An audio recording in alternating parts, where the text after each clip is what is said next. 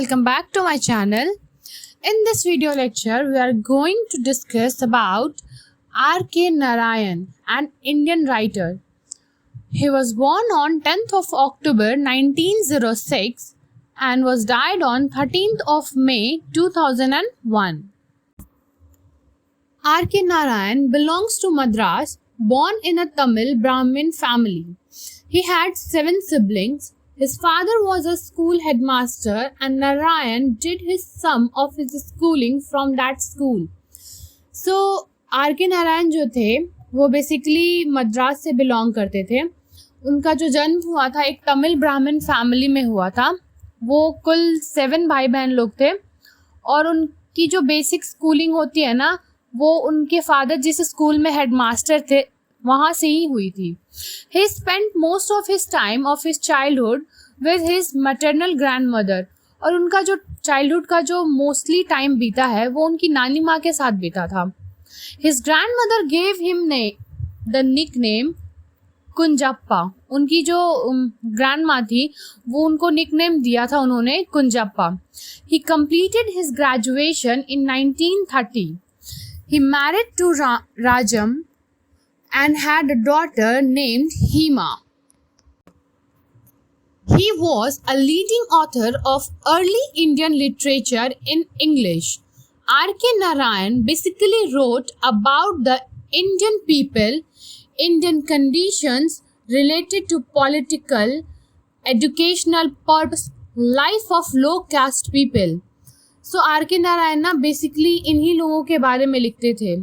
ठीक है, like low caste people. जैसे मुल्क राज आनंद जो थे वो भी बहुत इंडियन सोसाइटीज़ के ऊपर जो इंडियन सोसाइटी का एक्चुअली जड़ वगैरह है विच मीन्स कि बहुत डीपली जाके वो एक्चुअल इंडियन पीपल्स पे लिखा करते थे. और यहाँ पे R.K. नारायण भी इंडिया के कंडीशंस मीन्स पॉलिटिकल कंडीशन, क्या एजुकेशन सिस्टम चल रहा है या लो कास्ट पीपल लोगों की जो लाइफ चल रही है उन सब चीज़ों पे लिखा जाता है. Indian literature is used here to refer to Indian literature produced across the India subcontinents prior to the creation of the Republic of India in 1947 and within the Republic of India after 1947. तो यहाँ Indian literature term इसलिए use किया गया ना कि like independent के पहले और इंडिपेंडेंट के बाद जो भी इंडिया में जिस तरह की चीज़ें होती थी उसके बारे में रेफ़र किया गया है एज इंडियन लिटरेचर, जिस भी चीज़ों के बारे में लिखा जाता था. His style is graceful, marked by genuine humor, elegance and simplicity. Narayan's greatest achievement was to make India accessible to the outside world through his writing and powerful words in his literature.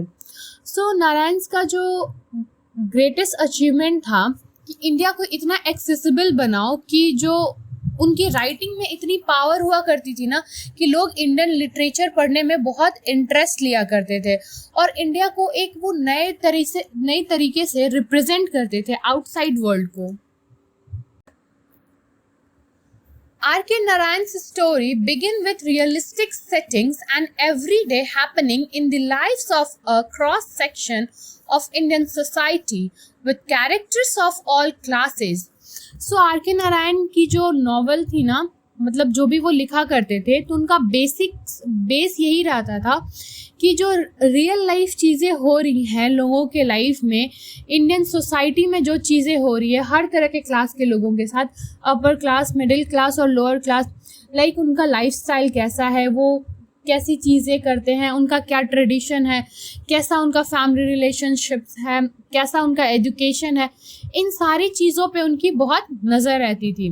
Gradually fate और chance, oversight and blunder transforms mundane events to preposterous happenings. So R.K. Narayan की ये सारी चीज़ें जो थी ना ये इनका एक थीम बन चुका था, इनका एक राइटिंग स्टाइल बन चुका था.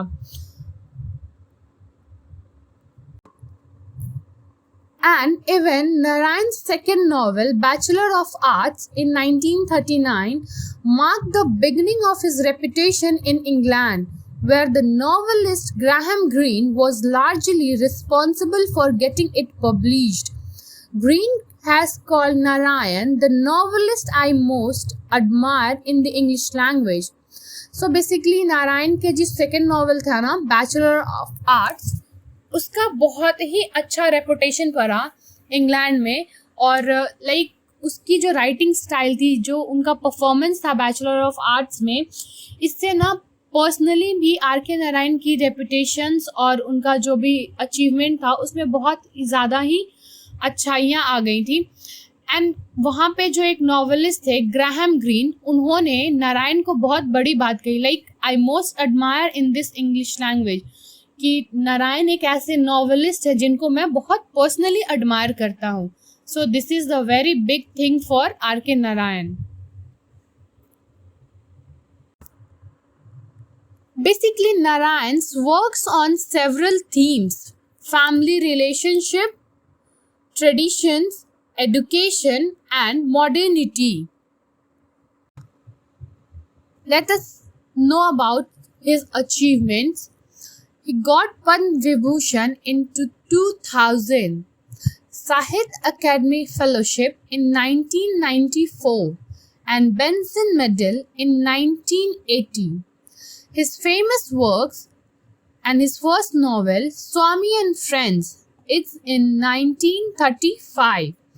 Malgudi Ki Kahani, which was published on 1942, and another famous one, The Guide, 1958. Narayan typically portrays the peculiarities of human relationships and the ironies of Indian daily life, in which modern urban existence clashes with ancient tradition. So यहाँ पे ये कहना चाह रहे हैं कि नारायण की जो राइटिंग स्टाइल थी ना, वो ऐसी चीज़ों को पोर्ट्रे करते थे ना, अर्बन एग्जिस्टेंस, जो अर्बन लाइफ चल रही है, मॉडर्न लाइफ चल रही है, उससे बहुत ज़्यादा क्लैशेस होते थे एंशिएंट ट्रेडिशंस का. सो उनका ये चीज़ें चलते रहता था, ancient tradition and modern lifestyle, इन दोनों के बीच में बहुत सारी चीज़ें होती थी, क्लैशेस होते थे. तो ये सारा भी उनका एक थीम ऑफ राइटिंग था. So that's it for this video lecture. Hope you all will enjoy this lecture and knew some new themes about our Indian writer.